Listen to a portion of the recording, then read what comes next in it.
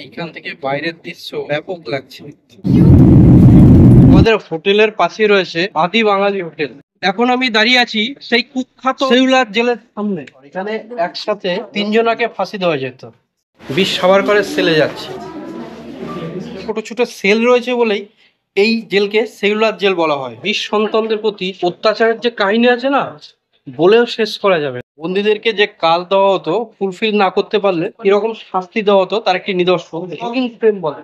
পাটা দেখুন, কাঠের মাঝে আটকে দেওয়া হয়েছে, হাতটা উপরে বাঁধা থাকে, কোমরে বেল্ট দিয়ে বাঁধা, এবং তারপর পেছনে বেত মারা হতো বা চাবুক দিয়ে মারা হতো, এবং সেটা ইন্ডিয়ানদের দিয়েই মারা হতো।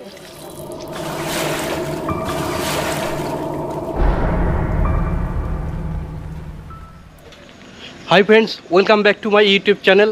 আজ অক্টোবরের 29 তারিখ, এখন বাজে সকাল 6টা। আর ইউটিউবের থাম্বনেল আর টাইটেল দেখে আপনারা এতক্ষণে নিশ্চয়ই বুঝতে পেরে গেছেন যে আমরা বেরিয়ে পড়েছি আন্দামানের উদ্দেশ্যে।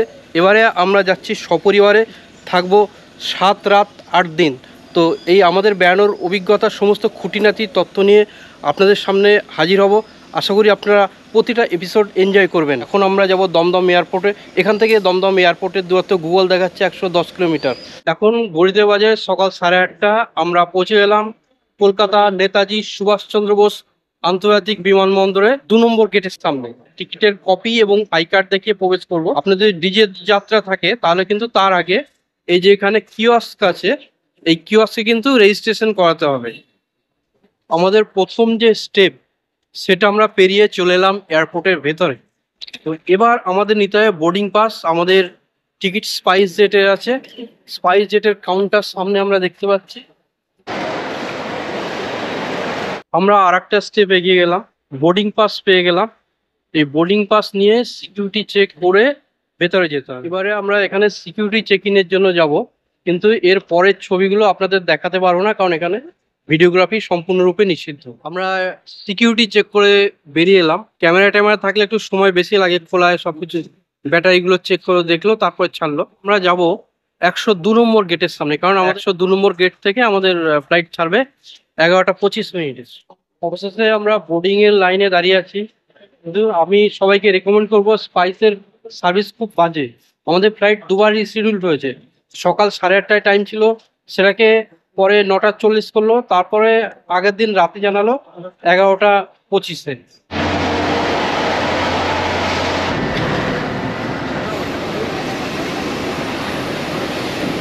SG263 पर स्वागत करते हैं। इस देरी से हुई असुविधा के लिए हमें खेद है। हम कोलकाता से पोर्ट ब्लेयर तक की दूरी 2 घंटे में पूरी करेंगे।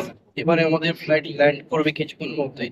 আর এইখান থেকে বাইরের দৃশ্য ব্যাপক লাগছে।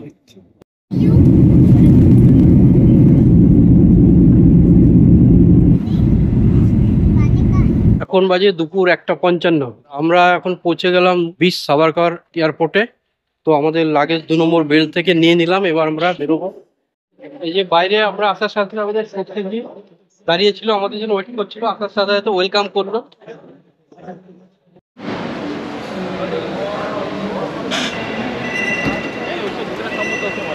मेरा नाम आड़े कलम सर। আড়াইকলম। आड़े कलम। আড়াইকলম जी जी। तमिल सर। তামিল তামিল। अच्छा जी। ঠিক আছে, তো আড়াইকলম আমাদের ড্রাইভার সাহেব আছে। এখন আমাদের হোটেলে নিয়ে যাবে। হোটেল এখান থেকে 5 মিনিটের রাস্তা। তো হোটেলে গিয়ে আমরা ফ্রেশ হয়ে সেলুলার জেলের জন্য বেরিয়ে পড়বো 3 o'clock। 3 o'clock निकलेंगे। ওকে ওকে ওকে, थोड़ा लेट हो गया। जी। পোর্ট ব্লেয়ারের রাস্তাঘাট কিন্তু খুব দুর্দান্ত ভালো, চকচকে ঝকঝকে। তবে এখানে যে সব থেকে অসুবিধা, যেটা প্রচণ্ড গরম। মানে এয়ারপোর্ট থেকে যখনই বেরোলাম মনে হলো যে আগুনের গোলার ভেতর প্রবেশ করলাম। তো সাথে সবসময় এখানে সানগ্লাস টুপি এগুলো নিয়ে আসতে হবে। আমরা চলে এলাম আমাদের হোটেল দ্য ইনফিনিটি, আবেদিন বাজার থেকে একটু দূরে, 3-4 মিনিট দূরে। এই যে আসার সাথে সাথে চলে এসছে আমাদের ওয়েলকাম ড্রিঙ্কস সবার জন্য। এই যে আমাদের ডাবল বেডের রুম, এসি রুম। এখানে এসি আছে, কারণ এখানে যা গরম এসি ছাড়া থাকতে পারবেন না।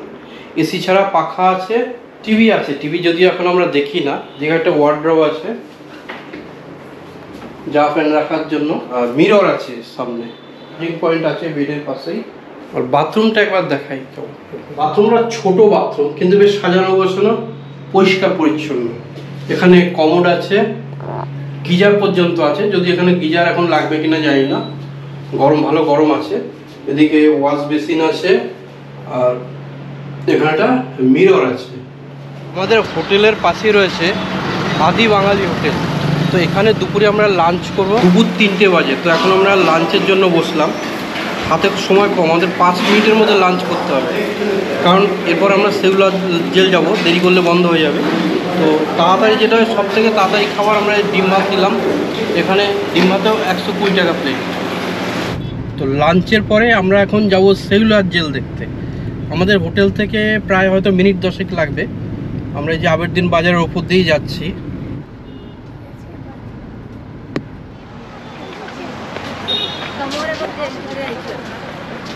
এখন আমি দাঁড়িয়ে আছি সেই কুখ্যাত সেলুলার জেলের সামনে, যাকে আপনারা অনেকে কালাপানি নামেও চেনেন।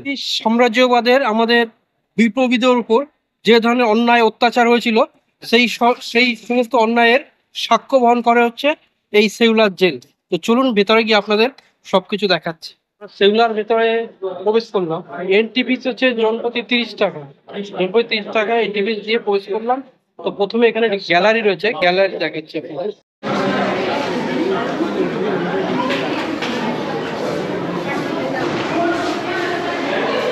এইখানে জেলের একটি মডেল রয়েছে। সেলুলার জেলটি আদতে কিরকম দেখতে ছিল এইটা দেখলে ওটা বুঝতে পারবে। চারিদিকে 7টা উইংস রয়েছে এবং মাঝখানে ঠিক একটি সেন্ট্রাল টাওয়ার রয়েছে, আর প্রতিটা উইংসে 3টে করে তলা। প্রবেশের মুখেই দেখবেন এইখানে জ্বলছে স্বতন্ত্র জ্যোতি। এই জ্যোতিটি দিন রাত 24 ঘন্টা জ্বলে থাকে, সারা বছর 365 দিন জ্বলে থাকে। এবং আমাদের যে রান্নার গ্যাস, সেই গ্যাসেই কিন্তু জ্বলছে। পুরো গ্যাস সিলিন্ডার রাখা আছে, গ্যাস কানেকশন আছে এবং এই gas Indian oil company supply দিচ্ছে। স্বতন্ত্র জ্যোতির উল্টো দিকে রয়েছে একটি পিপল ট্রি, অশ্বত্থ গাছ যাই বলুন আর কি। এই গাছ কিন্তু যে অতীতের আমাদের বিপ্লবীদের উপর যে ধরনের অন্যায় অত্যাচার হয়েছিল সব কিছুর সাক্ষী কিন্তু এই অশ্বত্থ গাছ। এই হচ্ছে ফাঁসি ঘর। এখানে একসাথে 3 জনাকে ফাঁসি দেওয়া যেত। আমার দুদিকে দুটো উইংস দাঁড়িয়ে আছে, এইদিকে একটা উইংস আর এইদিকে একটা উইংস। টোটাল এরকম 7টা উইংস যখন তৈরি হয়েছিল, তৈরি শুরু হয়েছিল 1896 সালে, কমপ্লিট হয়েছিল 1906 সালে। এই জেল তৈরিতে যে ইটগুলো আনা হয়েছিল না, বার্মা থেকে আনা হয়েছিল। তো এখন কিন্তু আর 7টা উইংস নেই, উইংস ভেঙে গেছে, 3টে উইংস পড়ে আছে। 2টো উইংস আগেই ভেঙে গেছে, 2টো উইংস ভেঙে পাশে জিবি পন্থ হসপিটাল করা হয়েছে। এক একটা উইংস প্রায় প্রতিটা উইংসের 3 তলা আছে। আমরা যাব ভেতরে গিয়ে দেখব। এই যে জায়গাটি দেখতে পাচ্ছেন সবাই বসে আছে। তো সন্ধ্যার সময় কিন্তু লাইট অ্যান্ড সাউন্ড শো অনুষ্ঠিত হয়, সবাই এইখানে বসেই দেখে। আমরাও আসবো আজকে সন্ধ্যা 5:30টার শোতে।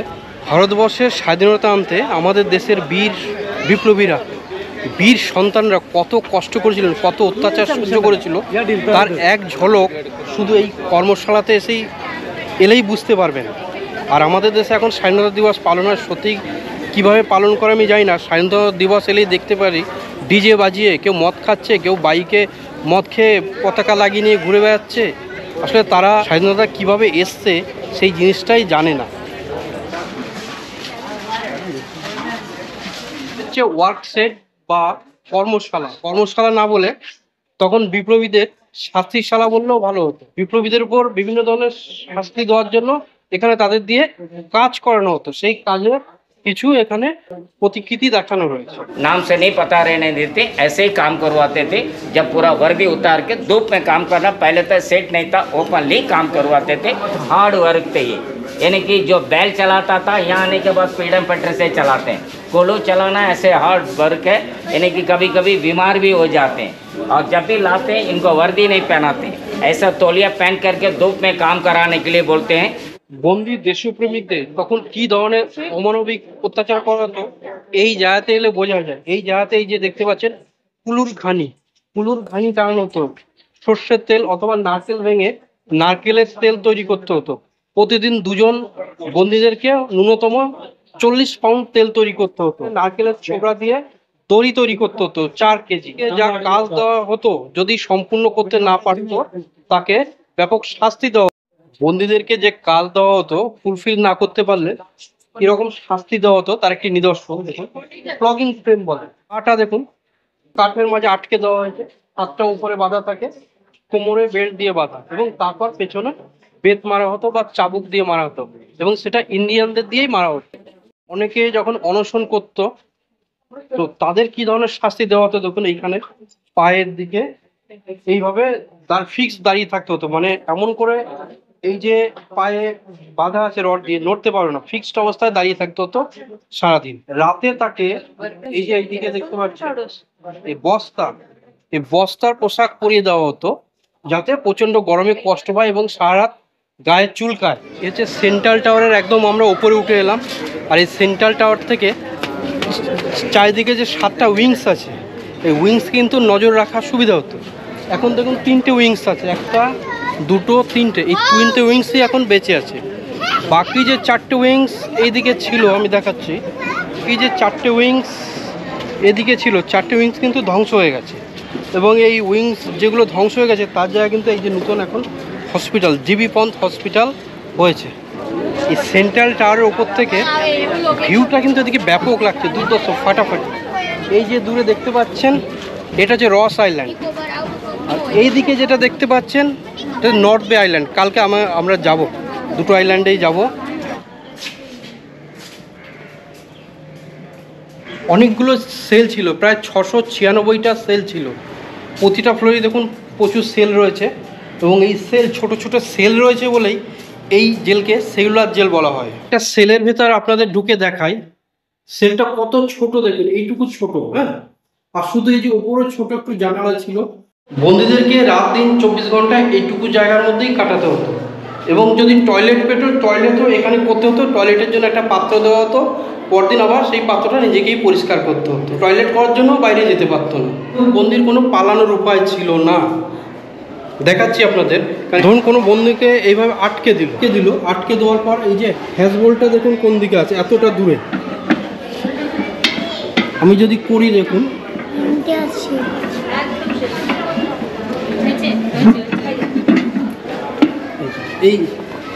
এইভাবে আটকে দিলাম, অত দূর থেকে হাতে সে চাবি খোলা সম্ভব নয়। আশ্চর্যজনকভাবে তার লাগানোর পর চাবিটা বন্দির হাতেই দেওয়া হতো।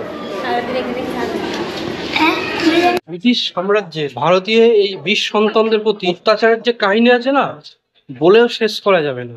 আমরা আরেকটা সেল দেখাচ্ছি, দেখি বীর সাভারকরের সেলে যাচ্ছি আমরা, দেখাচ্ছি অনেক প্রচুর সেল আছে এখানে, দেখিয়ে তাদেরও আপনি শেষ করতে পারবেন না। বীর সাভারকরের সেল,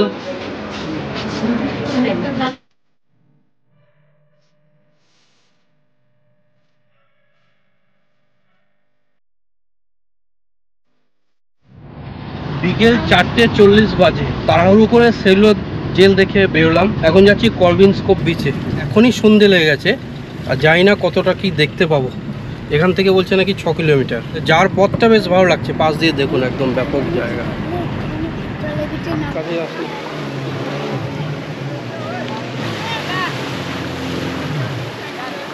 কলভিনস্কোপ বিচে পৌঁছাতেই আমাদের সন্ধে 5টা বেজে গেল। চারিদিকে অন্ধকার ঘনিয়েছে, খুব একটা ভালো কিছু বোঝাও যাচ্ছে না।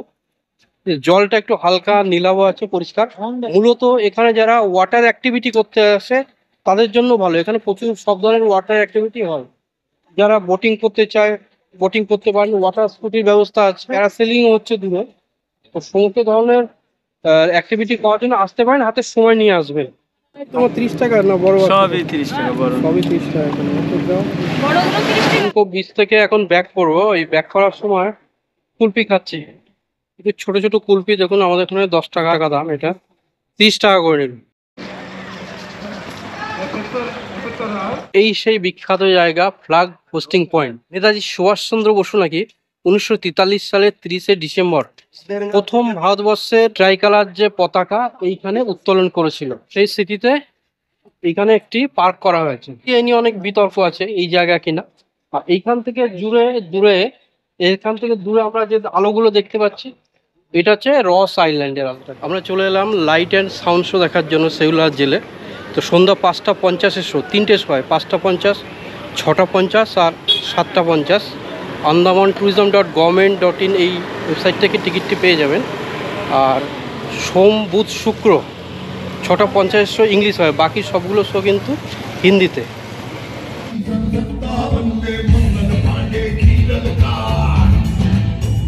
700 कैदियों को बंद रखा जा सकता था। योजना के अनुसार जेल के बीचों बीच एक मीनार बनाई जानी थी और इस तरह कैदियों ने अपना आखिरी हथियार इस्तेमाल करना शुरू किया। ব্যাপক লাগলো শোটা, আপনাদের আমি হাইলি রিকমেন্ড করব। শিবলাজের এই লাইট অ্যান্ড সাউন্ড শোটা অবশ্যই দেখবেন। 300 টাকা এন্ট্রি ফিস নিল, কোনো গায়ে লাগলো না। বড়দের 300 টাকা, বাচ্চাদের 150 টাকা। অবশ্যই দেখবেন। এই শো দেখলে না আপনার গায়ের লোম খাড়া হয়ে উঠবে, শিহরিত উঠবে, আলাদা একটা অনুভূতি। বন্ধুরা, ভিডিওটি যদি ভালো লেগে থাকে তবে চ্যানেলটি সাবস্ক্রাইব করুন, লাইক করুন আর শেয়ার করুন। ভিডিওটি দেখার জন্য অসংখ্য ধন্যবাদ।